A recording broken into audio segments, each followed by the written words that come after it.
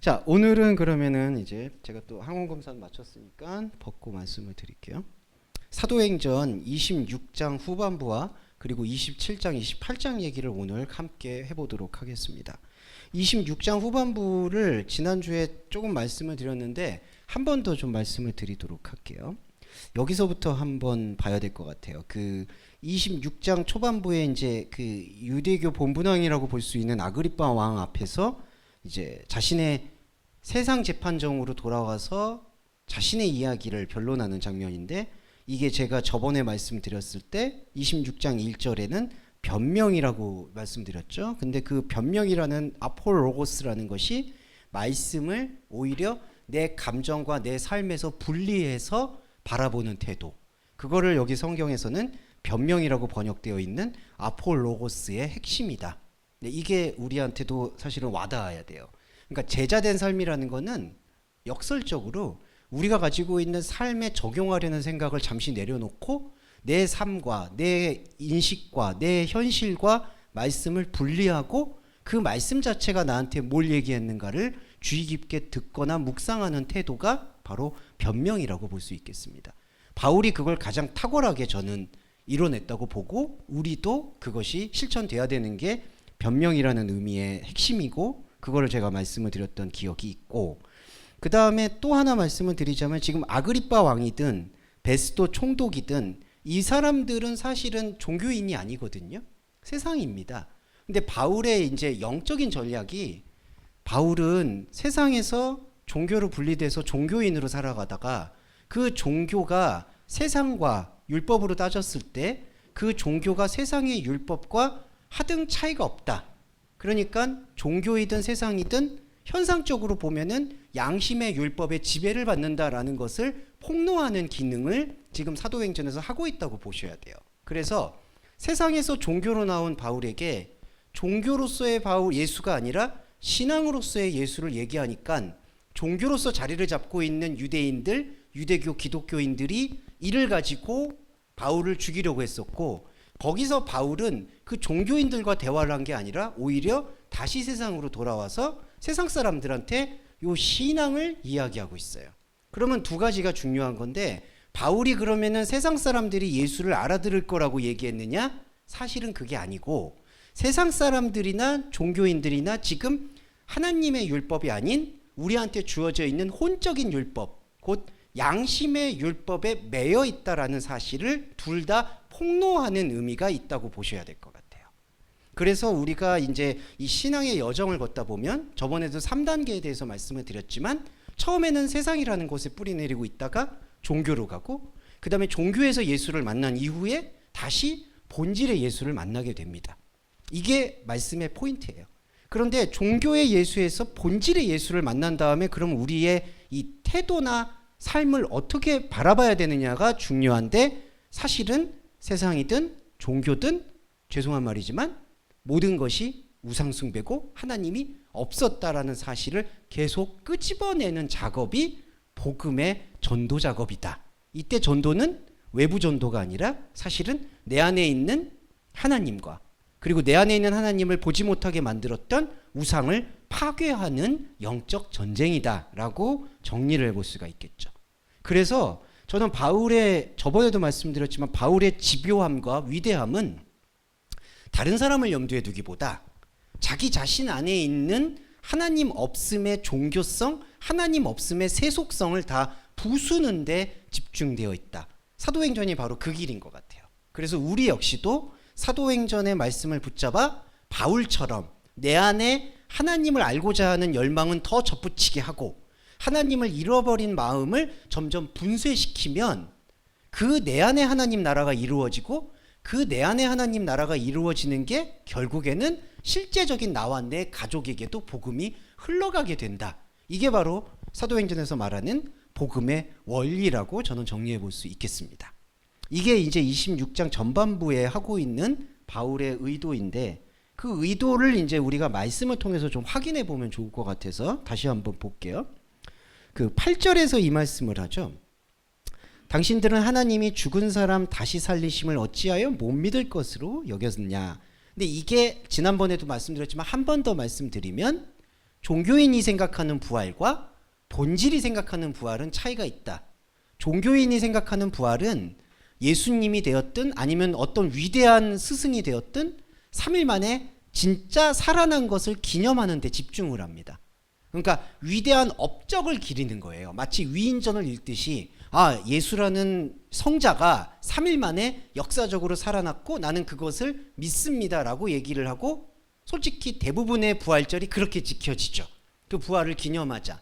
그런데 바울이 말하는 죽은 가운데서의 부활은 그 예수님의 부활만을 기념하는 게 아니라 예수님의 부활의 의미를 기념하는 건데, 그것이 무엇이냐면은 이때 죽은 사람으로부터 다시 살렸을 때 다시 살아난 사람은 나를 얘기하는 거예요. 예수를 얘기하는 게 아니라. 그러면 나는 어떻게 다시 살아나느냐? 예수라는 그리스도의 말씀이 내 안에서 하늘의 미랄이 돼서 죽고 태어나는 것을 말씀으로 경험하는 것을 바로 죽음으로부터의 부활이라고 얘기를 합니다. 그리고 또 하나, 그러면 죽음으로부터의 다시 일어선 부활은 우리가 어떻게 체험을 하는 거냐? 감정적으로 체험하는 거냐? 이성적으로 체험하는 거냐? 그게 아니라 죽음으로부터의 부활은 오히려 죽음을 더 선명히 기억하는 부활이라는 게 우리한테 주어져야 돼요. 그러니까 이런 겁니다. 감정적이나 이성적인 거는 나는 옛사람일 때는 죽어 있었지만 새 사람일 때는 살아 있었다.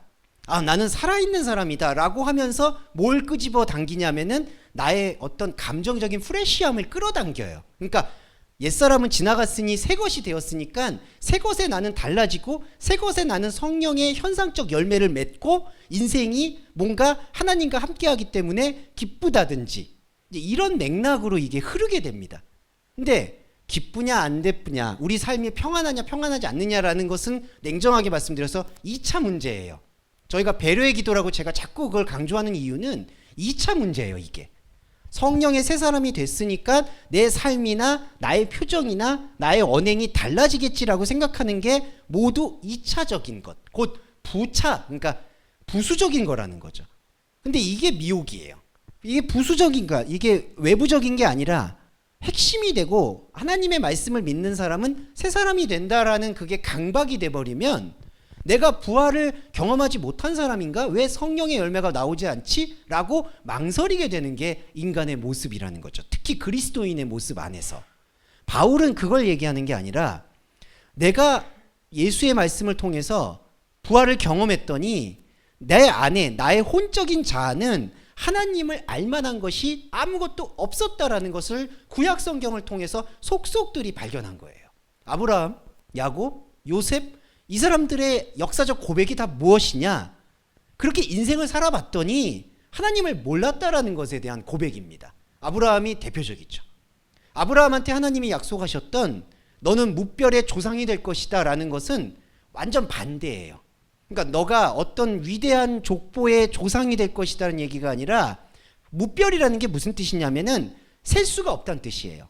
셀 수가 없다는 뜻은 너가 생각하는 개념으로 족보를 생각하지 말라는 뜻이에요. 그래서 하나님이 아브라함한테 약속하셨던 너를 무별보다 많은 자손의 조상이 되게 하겠다는 거는 정말 많은 자손의 조상이 되겠다는 게 아니라 너를 이 세상에서, 현상에서 기억하지 않게 해주겠다라는 약속이라는 거예요. 우리 그리스도인도 에녹처럼 그리스도인도 세상에서, 종교에서 완전히 지워지게 되는 것을 기꺼이 복음으로 받아들일 수 있는 것이 바로 죽음으로부터의 부활을 기념하는 것이다. 이게 바울이 생각하는 부활이고, 이게 있었기 때문에 저는 당시에 예수님과 함께 동행했던 베드로, 야고보 그런 제자들이 복음서에 기여를 할 수가 있었다. 그래서 바울의 중요한 이 메시지, 죽음으로부터의 부활이 그런 의미를 갖고 있다라고 설명드릴 수 있겠습니다. 네, 이 부분이 하나가 있었고요. 자, 그 다음 거 볼게요. 이제 이 왕에 대한 이야기를 합니다. 여기 잠깐 좀 넘어가서 여기서 보시면은 이제 다음 장으로 넘어갈게요. 6장 10절과 12절은 지난주에 잠시 좀 설명을 드린 것 같아서 넘어가고, 여기를 좀 볼게요. 12절부터 잠깐 설명을 드릴게요. 이제 바울이 자기 간증을 얘기하는 겁니다. 그런데 이 간증이 사도행전 초반의 간증하고는 조금 달라졌어요. 초반의 간증은 뭐냐 하면은 바울이 실제적으로 느꼈던 현상적 체험을 말합니다. 현상적으로 다메섹으로 갔는데 눈이 멀었고 다시 사흘 만에 눈이 떴고, 사도행전 전반부는 실제적인 간증을 얘기한 거고요. 사도행전 지금 후반부에서 바울이 자기 입으로 얘기하는 거는 그 현상적인 간증을 말씀을 통해서 영적인 간증으로 변화시켜서 얘기하는 거예요. 그러니까 우리가 이런 것들에 대한 해석을 조금 유념해야 되는 게, 간증도 두 종류라는 거죠. 우리가 현상적으로 어떤 느꼈던 거, 하나님의 진짜 살아계셨어, 이것도 소중합니다. 저는 당연히 존중해야 돼요. 우리의 삶에서 하나님이 개입을 안 한다라고 말하는 것도 거짓말이죠. 왜냐하면 예수님 공생의 사역도 처음부터 가난하고 힘들고 어렵고 병든 분들을 같이 위로하고 치유하는 것에서부터 시작을 했으니까 당연한 거예요. 그런데 그 다음에 우리가 그런 어떤 현상에서의 돌봄을 받았다라고 체험을 느낄 때 그 다음 포인트가 중요한데, 그 다음 포인트는 예수님이 그런데 얘야, 여기서 느끼는 것이 전부가 아니라, 여기서 위로를 받고 성령의 열매를 받는 게 본질이 아니라, 진짜 너에게는 영적인 몸이 있고 영적인 자리가 있단다. 그 영적인 자리를 발견해 주기 바란다라는 게 예수님 메시지의 핵심, 말씀의 핵심이고, 여기서도 그것이 핵심이 된다는 거예요. 다메섹으로 갔을 때 두 번째 간증을 하는 핵심, 이 두 번째 간증이 여기서 이렇게 나옵니다. 13절에 왕이여 때가 정온화돼서 길에서 보니 라고 되어 있는데, 이거는 번역이 매끄럽지가 않아서 좀 다시 설명을 드릴게요. 먼저는 왕이라고 얘기하는 게, 여러분 아그리빠가 왕이라고도 불리기도 하겠지만 사실은 왕으로 불리면 안 됩니다. 그때 당시에는 이 모든 것들을 관장하는 거는 카이사르가 있거든요. 그러니까 진짜 왕이 있는데, 이런 밑에 부하 왕이라고 할 수 있겠죠. 굳이 표현하자면 우리 요즘 말로 하면 장관님들이겠죠. 근데 장관 앞에서 대통령이라고 하진 않잖아요. 그런데 여기 바울은 여기서 바실레오스 왕이라고 표현을 합니다. 자, 이 얘기는 아그리빠라는 사람한테 하는 얘기가 아니라 우리 모두가 쫓고 있는 우상의 개념을 드러내는 거예요. 그러니까 우리는, 인간은 왕을 찾는 거지 하나님을 찾는 게 아니에요. 이게 중요한 거예요. 그러니까 이스라엘 백성들도, 이스라엘이라는 뜻이 뭐냐 하면은 엘라스, 왕이 통치하는 나라라는 뜻이거든요. 그러니까 이스라엘이라는 이름 뜻 안에 이미 하나님은 왕이 되어야 되고 왕이 우리를 다스려야 된다라는 의미가 있다는 거예요. 그런데 바울과 예수 그리스도는 이 왕이여라고 부르면서 우리가 생각하는 이 왕은 하나님의 본질이 아니다, 하나님의 핵심이 아니다라는 것을 여기서 오히려 드러내고 있는 거예요. 왕이여라고 부름으로써. 왜 그러냐 하면 뒤에 문장이 13절입니다. 26장. 때가 정온화되어 길에서 보니라고 되어 있는데, 제가 두 번째 간증이라고 말씀드렸던 이유가, 이걸 바울은 이렇게 해석을 해요. 헤메라스 메세스 카타텐 호돈 에이돈. 이게 무슨 뜻이냐? 나는 가장 나의 중심에, 날의 중심이라고 번역될 수 있지만 이 날이란 뜻, 하루 이틀 이 태양력을 얘기하는 것만이 아니라, 이때 날이라는 거는 나한테 비춰지는 주어진 세계라는 뜻이에요. 나한테 주어진 어떤 질그릇이 될 수도 있고 열매가 될 수도 있고 나의 인생을 뜻합니다, 이 날. 근데 날의 메세스, 중심이라는 거예요. 한글 번역에서는 때가 정오라고 되어 있는데 그 뜻이 아니라 내가 주어져 있는 인생의 중심에, 이때 중심이라는 것은 사실 사람이 보지 못하는 걸 얘기하는 거예요. 사람은 복음과 접붙임이 되지 않으면 자기의 중심을 평생 못 봅니다. 평생 자기 안에 있는 영적 자리를 그리스도의 접붙임이 없고서는 볼 수가 없는 게 인간의 모습이에요. 그런데 지금 바울이 그 얘기를 하고 있는 거죠. 자기가 종교에 미쳐서 나의 모든 날, 나의 모든 인생을 헌납하고 있을 때, 그때 내가 보지 못하던 그 중심에 바로 길이 보였다라고 번역이 돼요. 카타텐 호돈 에이돈. 한글 번역은 길에서 본이라고 되어 있는데 아닙니다. 목적격이 쓰였기 때문에 이거는 길을 봤다라고 하는 거예요. 그러니까 바울이 다메섹 도상에서의 경험을 두 번째 간증할 때에는 그때 실제로 눈이 멀었던 걸 간증하는 게 아니라 말씀을 풀어서 얘기한 거예요. 나의 인생에서 전혀 내가 내 의지나 뜻으로 볼 수 없었던 그 중심, 메세스 헬라어, 그 중심에 길을 봤다라고 하는 거예요. 이 길이 뭐죠? 예수 그리스도입니다. 예수 그리스도를 본 거예요. 그래서 이거를 예수 그리스도라고 표현을 했고, 그 다음에 더 밝은 빛이 나와 내 동행을 둘러 비췄다라고 하는데, 이거는 풀어보면요, 그 페리파토엔이라고 하는 건데 나와 내 동료를 둘러 비췄다라는 것은 할례했다는 얘기입니다. 제가 해석을 다시 풀어드리면 그러니까 이게 뭐냐 하면은 밝은 빛이 나와 내 동행을 둘러 비쳤다라는 것은 이렇게 다 감싸 안았다라는 뜻으로 읽히지만 그 뜻이 아니라 나와 내 동행들 이게 나의 인생의 다른 나들을 뜻해요. 이 다른 나들을 빛이 잘라냈다라는 뜻이에요. 페리파테오 할례했다. 할례라는 영적 의미는 바로 주변을 자른다는 얘기입니다. 그 뜻을 해석해 보면 나와 내 동행은 하나님과 접붙임되어 있는 중심의 내가 아니라 하나님과 관계없는 바벨탑을 쌓고 있는 수많은 다른 나들이라는 거죠. 이 동행이라는 게 바로 그런 의미를 바울이 고백하고 있는 거예요. 그러니까 지금 이 우리가 주어져 있는 인생, 질그릇, 근데 그런 그 중심에 우리 혼적인 노력과 의지로는 도달할 수 없지만 하나님께서 창세전에 예정하셨던 그 중심에 길이 있고 그 길이 예수 그리스도인데 그 길을 보게 되는 그 순간 다른 나는 사라졌다라는 뜻이 됩니다. 그러면 중요한 게 이거예요. 다른 나들이 사라졌느냐? 그러니까 실제로 현상적으로 그게 아니죠. 무슨 말씀이냐? 자, 바울은 나는 나면서부터 로마 사람이요. 그 다음에 가말리아한테 배웠죠. 이게 다 뭐죠? 다른 나예요. 바울의. 그 바울의 다른 나가 예수님을 만났다고 해서 현상적으로 없어졌느냐? 안 없어졌죠. 그러면 여기서 현상적으로 없어진 게 아니라면 이 둘러 비쳤다라는 영적 할례는 어디에서 일어나는 거냐? 현상은 현상대로 살고 있는 나의 세계 속에서 정말 혼적으로는 이해할 수도 없었고 도달할 수도 없었던 하나님의 영의 자리가 말씀으로 보였다는 거예요. 그러니까 이게 동시성이에요. 동시적인 거예요. 현상은 죄송한 말이지만 변할 수도 있고 안 변할 수도 있어요. 그러니까 우리의 인생살이는 더 좋아질 수도 있고요. 안 좋아질 수도 있어요. 저는 그리고 개인적으로 그거는 사이클이 있다고 생각해요. 사람이 그건 꼭 동양 철학 얘기를 안 하더라도 좋을 때가 있으면 안 좋을 때가 있고 감정적으로 기쁠 때가 있으면 또 마냥 기쁜 게 아니죠. 언제든지 또 사람이 또 화가 날 수도 있죠.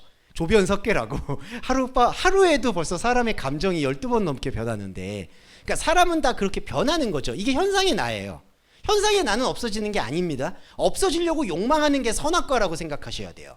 이거는 그대로 있는 거고 이 상황 속에서 그런데 그리스도인에게 완전히 다른 점은 이 말씀을 봤더니 이 말씀이 현상에서 관계 맺고 있었던 바벨탑과 아무 상관없이 온전하게 존재하고 있다라는 게 보이는 고백이 13절에 밝은 빛이 할례를 받았다라고 번역해 볼 수가 있다는 거죠. 그러니까 바울이 이제 두 번째 고백할 때 그거를 깨달은 거예요. 첫 번째는 현상적으로 눈이 멀었을 때에는 하나님의 아들이 나와서 나를 이렇게 영적으로 완전히 인도해 줬구나, 완전히 바꿔줬구나라는 현상적 신앙 고백이었다면 지금 아그리빠 왕이라고 얘기하는 사람 앞에서 하고 있는 이 고백은 바로 그때 그 현상적인 체험은 그 현상적인 체험에 머무르는 게 아니라 나에게 말씀의 깊은 것을 가르쳐주기 위한 본질이었구나, 이걸 고백한 거예요.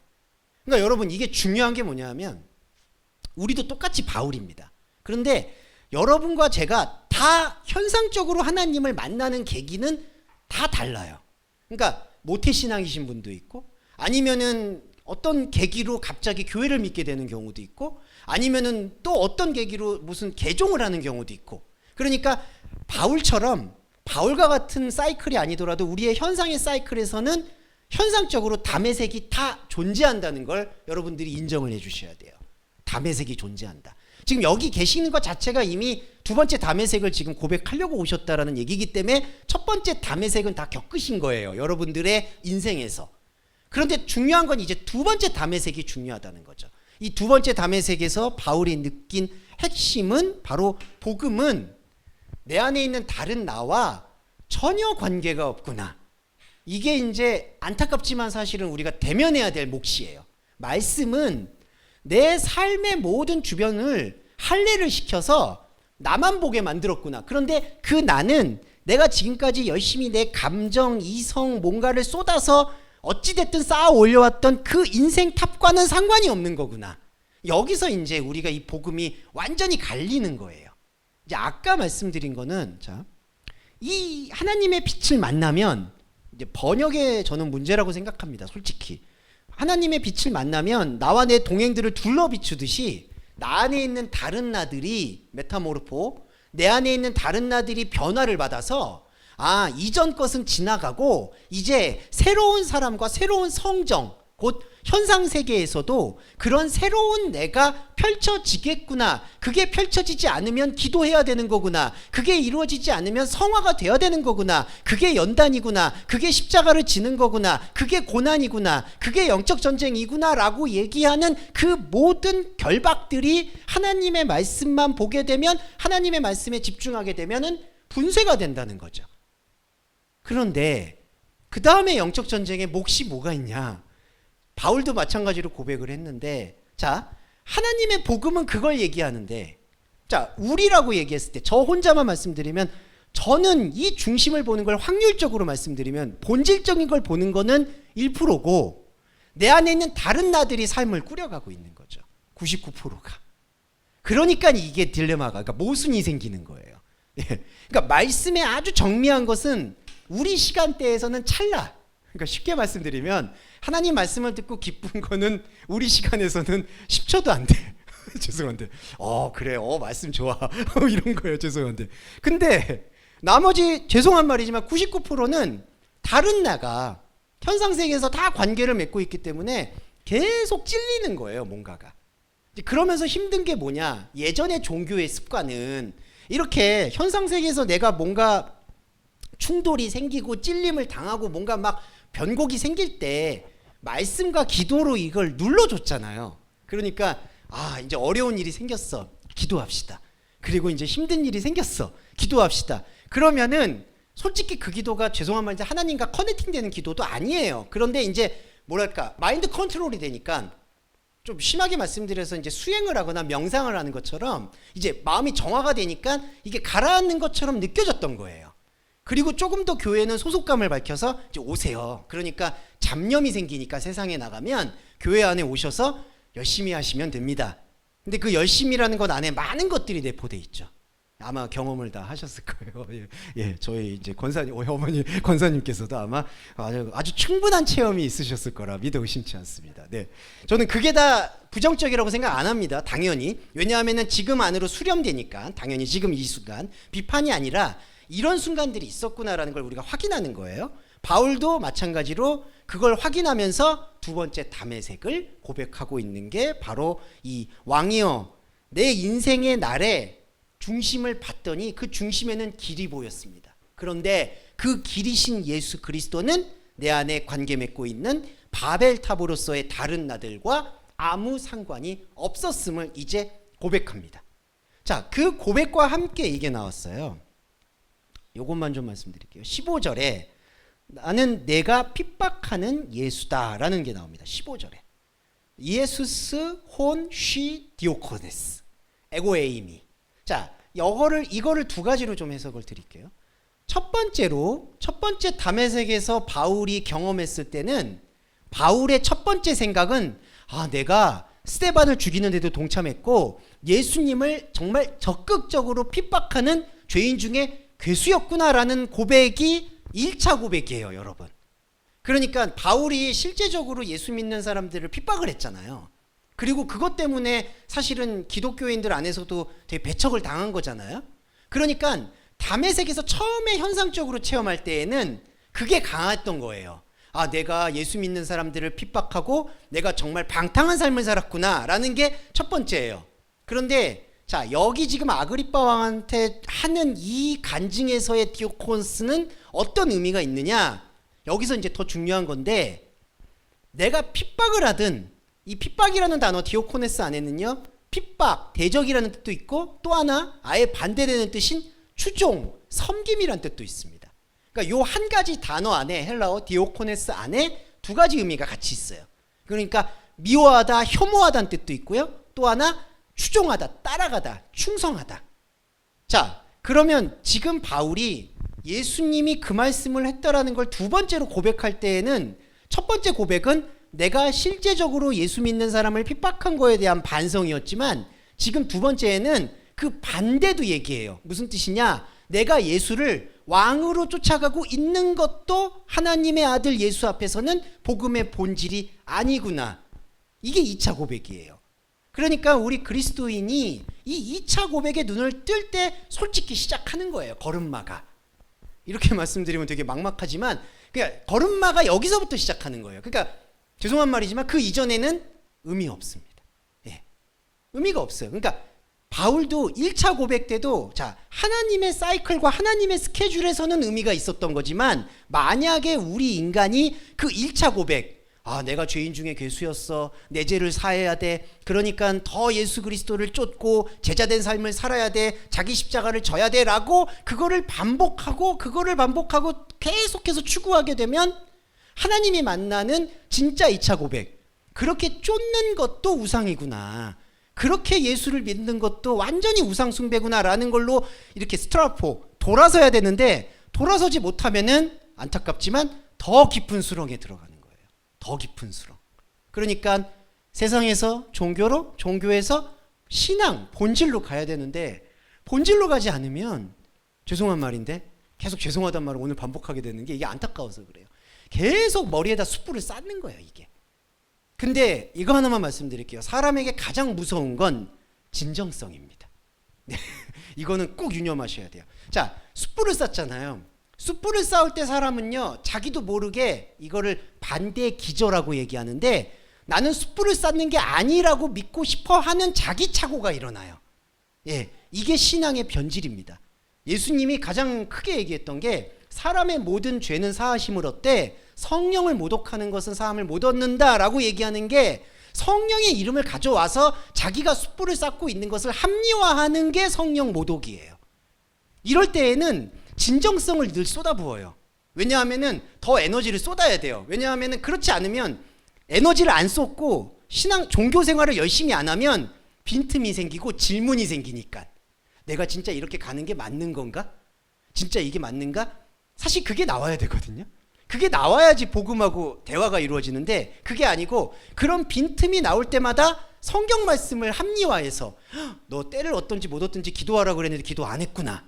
너 헌금 게을리했구나. 그냥 위약적으로 말씀드리면. 하지만 이게 현실이에요. 빈틈을 느끼니까 신앙이 약화됐구나. 영성이 떨어졌구나. 이러니까 거기다가 빈틈을 못 느끼게 계속 쏟아붓는 거예요. 이렇게.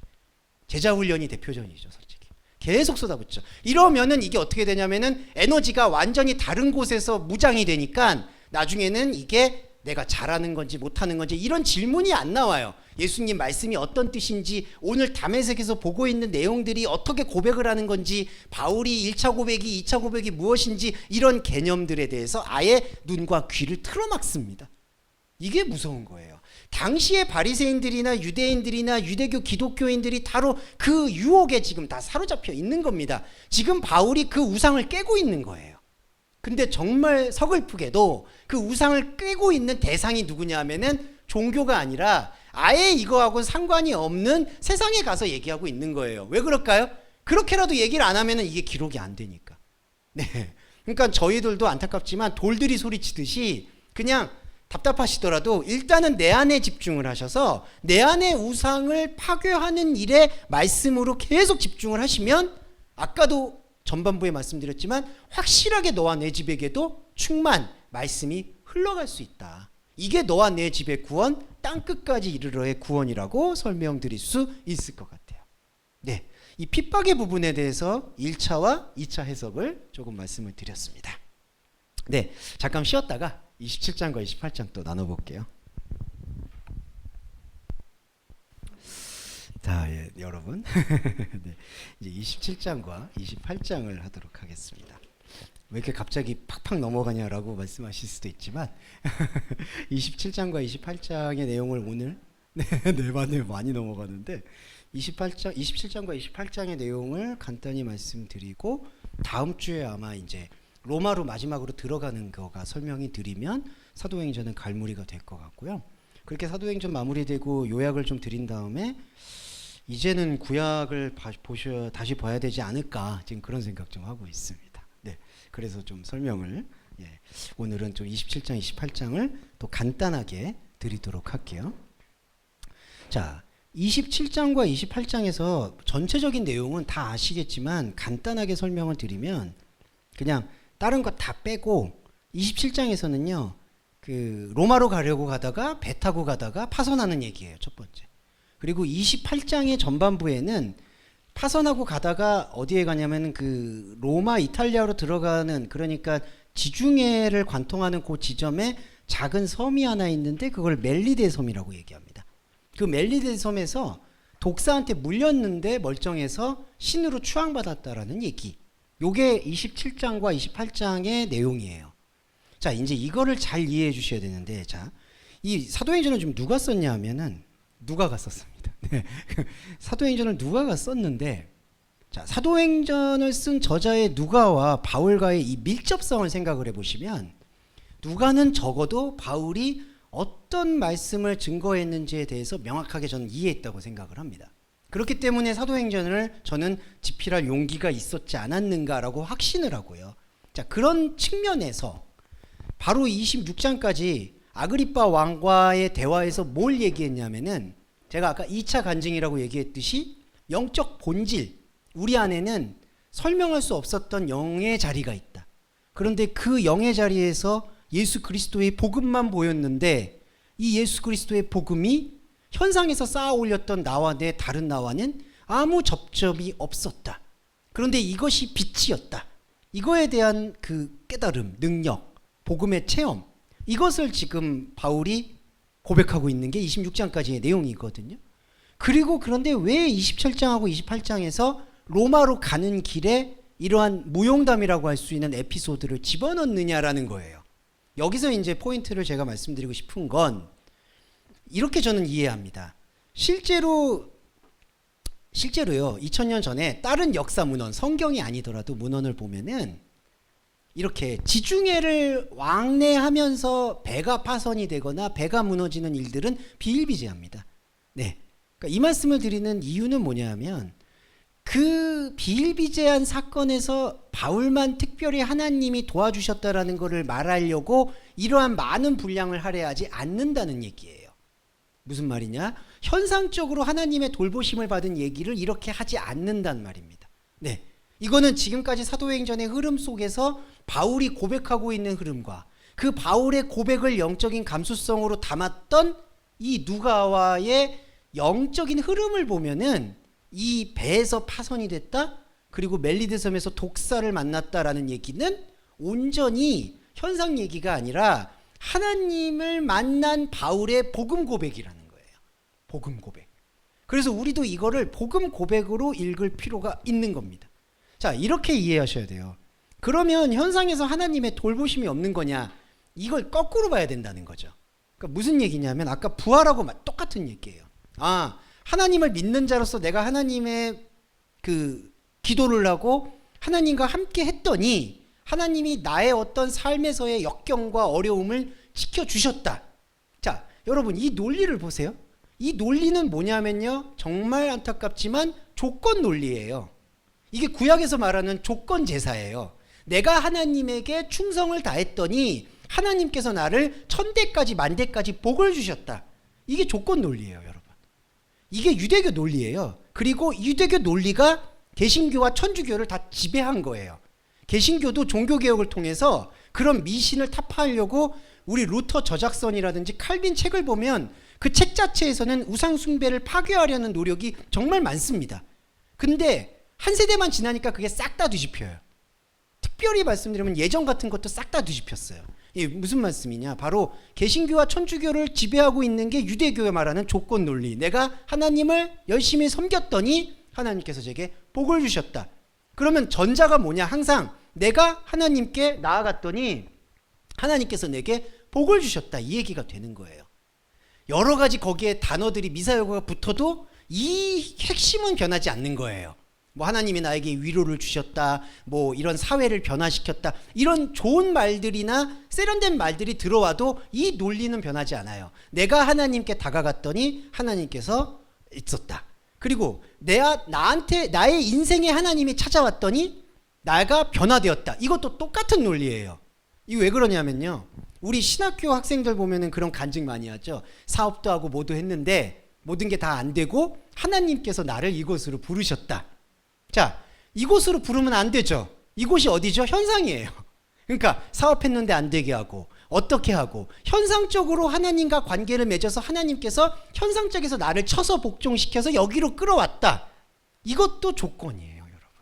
그러니까 현상에서 하나님이 개입을 해가지고 우리를 끌고 왔다. 이렇게 보는 경향과 흐름은, 기대는 사람이 생각하는 기대라는 거예요.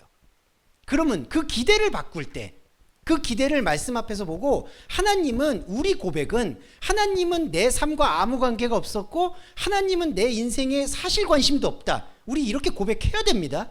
그리고 나는 하나님의 할례적인 차원에서 하나님의 말씀 할례를 받고 있다라고 봤을 때, 그때 드러나는 게 뭐냐 하면 그게 배려예요.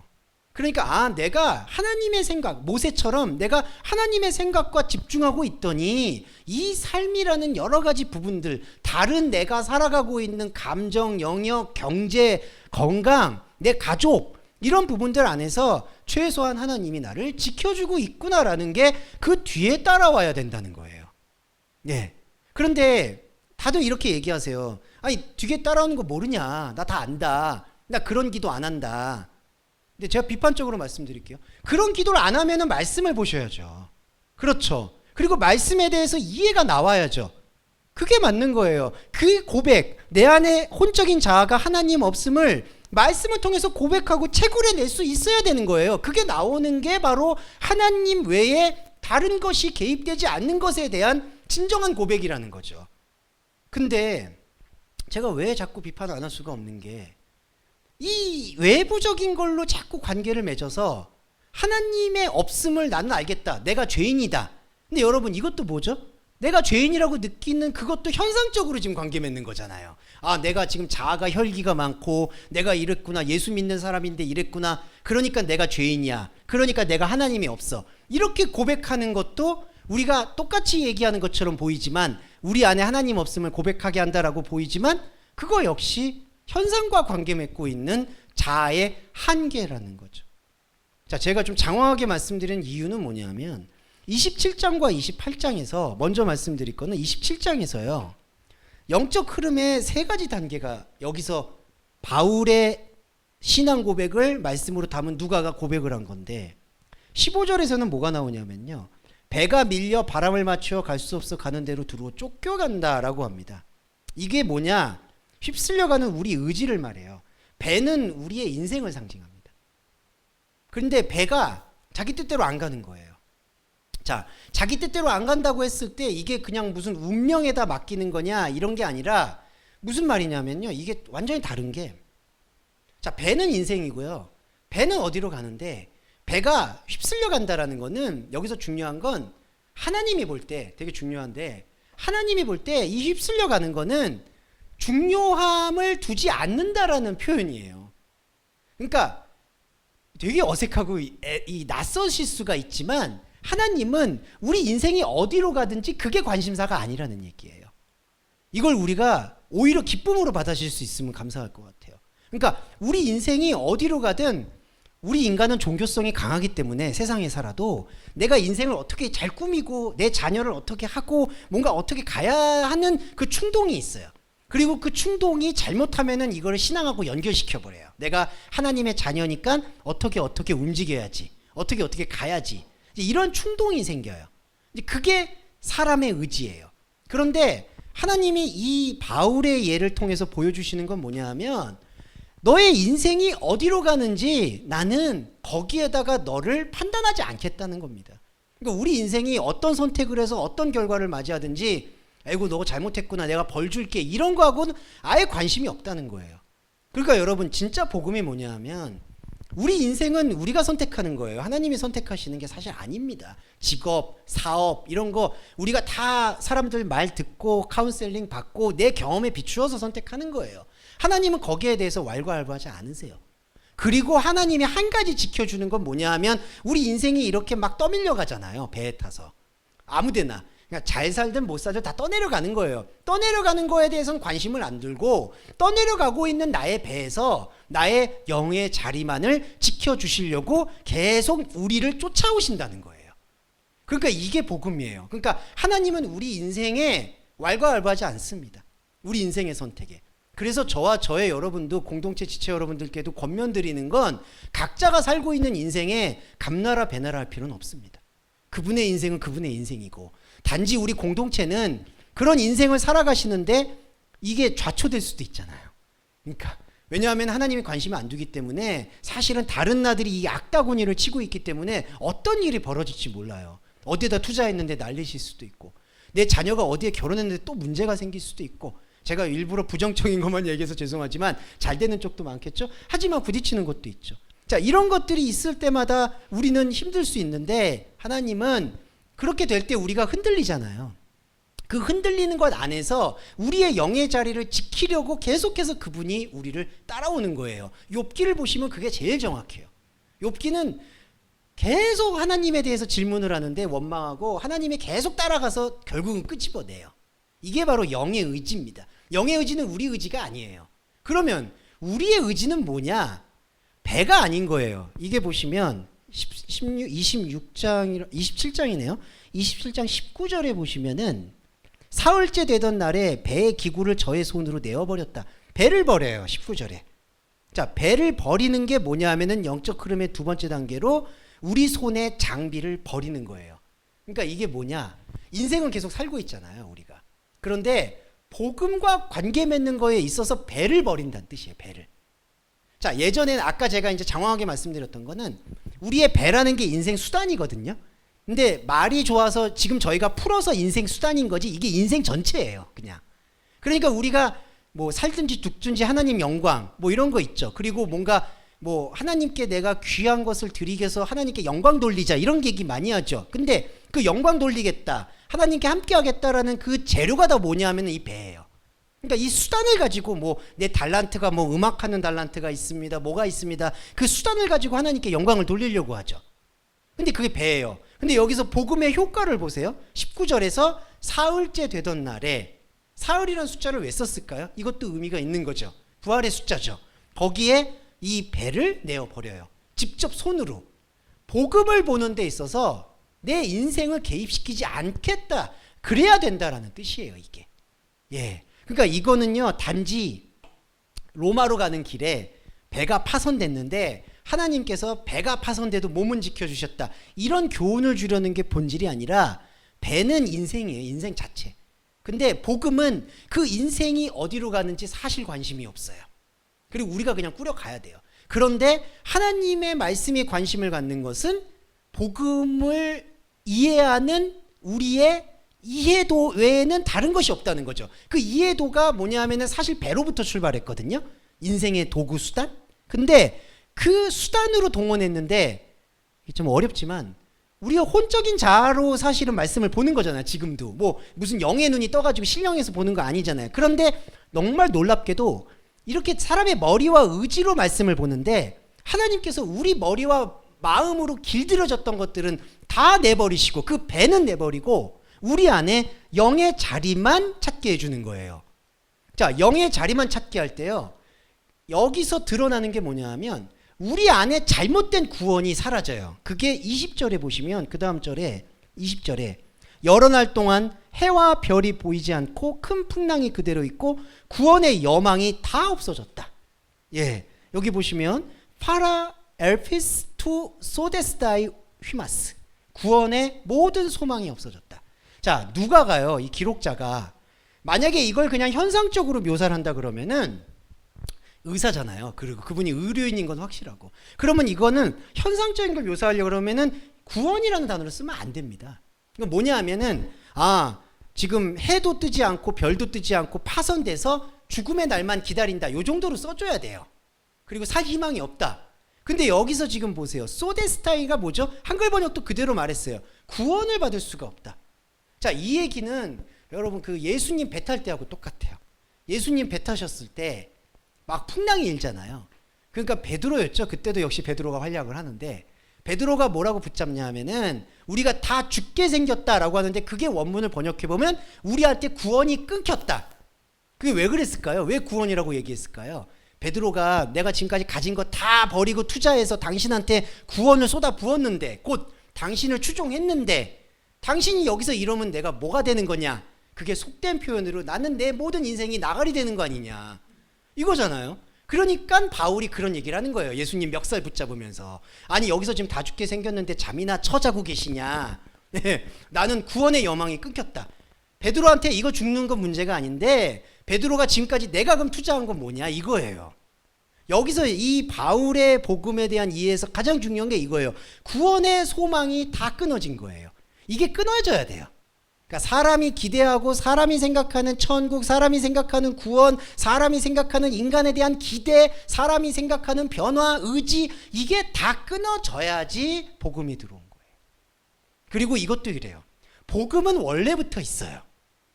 그런데 이 복음을 보지 못하게 했던 게 바로 요 20절에 사람이 생각하는 구원. 그러니까 복음은 영적인 거는 원래부터 있는 건데 하나님 자리에, 우리의 영의 자리에. 근데 우리의 다른 나가 그 영의 자리에 대해서 관심을 1도 두지 않고 하나도 두지 않고 그냥 다른 구원에, 다른 복음에 광분해 있었다는 거죠.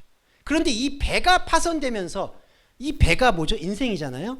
인생의 수단이 복음으로 소멸되잖아요. 그러니까 당연히 인생의 수단으로 느꼈던 구원도 다 소멸되는 거예요.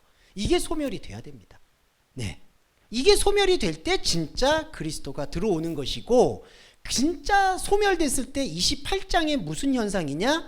이게 마가복음의 말씀과 저는 연동된다고 봤는데, 무슨 독을 마실지라도 해를 입지 않는다는 말씀이죠. 제가 장절도 기억 못할 뿐더러 복음서 위치도 잘 기억을 못하는데 마가복음 맞을 거예요. 그렇죠? 무슨 독을 마실지라도 해를 입지 않는다는 거는 독이 아니라는 얘기예요. 이게. 그러니까 무슨 뜻이냐? 그러니까 이게 독이야. 그러니까 사약이야. 근데 사약을 나는 마셨는데 사약의 성분은 그대로 있는데 주님의 능력으로 마셔도 해를 입지 않는다라는 것은 사람이 생각하는 구원이라는 거예요. 사람이 생각하는 판타지. 28장에서 독사한테 물렸는데 이 독사한테 물렸음에도 아무 해가 없었다라는 얘기는 이 독사라고 생각하고 있는 그 독이 바울에게서 빠져나갔다라는 걸 표현하는 겁니다. 이거 대표적인 게 또 뭐가 있죠? 항상 말씀드렸지만 다니엘의 사자굴이 있죠. 자, 사자굴에 들어갔는데 다니엘이 사자한테 잡아먹히지 않았다는 건 사자가 다니엘한테 피냄새를 맡아서 그거를 삼키려고 했는데 하나님이 보호하셨다는 게 아니라 다니엘이 그냥 사자 앞에서는 돌이 돼버린 거예요. 그러니까 씹을 가치가 없는 존재가 된 거예요. 이게 에녹이에요. 세상에 봤을 때 최소한의 쓰임새도 없는 거예요. 이 인간이. 그러니까 안 보는 거죠. 그러니까 그냥 에녹을 사람이 하나님이 데려가셨다라고 얘기하지만 그것도 의미가 있을 수 있지만 이런 휴거 개념이 아니라 세상이 안 보는 거예요. 예수님 이사야서에도 그렇죠. 예수님을 예표하는 것도 그는 흠모할 만한 게 아무것도 없다. 흠모라는 히브리어도 풀어보면 최소한의 관심이란 뜻입니다. 그러니까 여기 우리 중에 있어도 아예 안 보인다는 얘기예요. 그러니까 복음의 능력이 바로 그거예요. 28장에 독사를 물었는데 독사에게서 물리지 않았다라는 얘기의 진짜 핵심은 바울에게는 독이 없다는 얘기예요. 네, 그 얘기는 뭐냐? 무색무취하다는 얘기입니다. 그러면 어디에 대해서 무색무취한 걸까요? 바로 세상에 대해서 무색무취하다는 거예요. 근데 이게 이제 이론적인 게 오늘 말씀풀이지만 사실 우리가 이제 여러 다른 나와 부딪히며 살아가는 과정 속에서는 이런 부분들이 정리가 조금 혼란스러우실 수는 있어요. 근데 그럼에도 불구하고 세상에서 요동치고 있는 감정적인 나는 또 어떻게 되는 거냐? 근데 또 그거는 그냥 내버려두라고 했대. 그럼 나보고 좀 뭐 어떡하라는 거냐? 혼란스러우실 수 있어요. 그런데 우리가 이거를 잘 정교하게 가야 되는 거는 계속되는 우리의 목표라고 말씀드릴게요. 목표는 좋아하지 않는 표현이지만 우리의 목표는 우리 안에 우리가 생각하는 삶과 섞이지 않는, 우리가 생각하는 우상 숭배와 뒤섞이지 않는 그 복음, 그게 참 복음이라고 얘기할 수 있겠죠.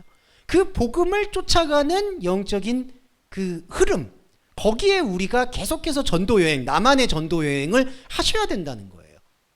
근데 이게 힘든 거는 높아심에서 말씀드리지만 이게 세상이라는 것과 연관성을 맺는 것과는 관계없이 흘러가니까 이게 마치 이게 두 궤적이 따로 노는 것처럼 느껴지는 거예요.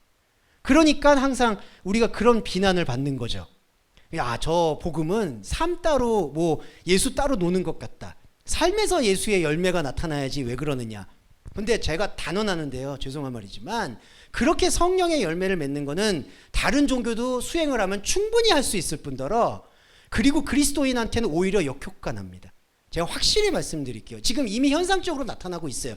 종교의 가치관으로 예수라는 것을 현상적인 십자가로 하고 이걸 억누르잖아요. 억누르면 억누를수록 자기 안에 해소되지 않는 그 감정은 이상한 데 폭발을 해버려요. 자기 가족한테 폭발을 하든지 자기가 만만해 보이는 사람한테 폭발해버립니다. 정말 괴롭죠. 그러니까 이게 계속 폭탄 돌리가 하고 있다고 생각하시면 돼요. 복음의 능력을 이제는 오히려 삶의 현실과 분리시켜서 말씀만 볼 수 있게, 그리고 우리가 정말 배려의 기도를 하는 것은 사람은 연약하기 때문에 말씀만 볼 수 있는 환경이 최소한 주어지지 않으면 되게 힘들어져요. 왜 그러죠? 우리가 일단 돈 걱정이 되죠. 사람 걱정되죠. 일단 그러면은 에너지는 뺏기는 건 당연한 겁니다. 그걸 여러분 죄책하실 필요는 없어요.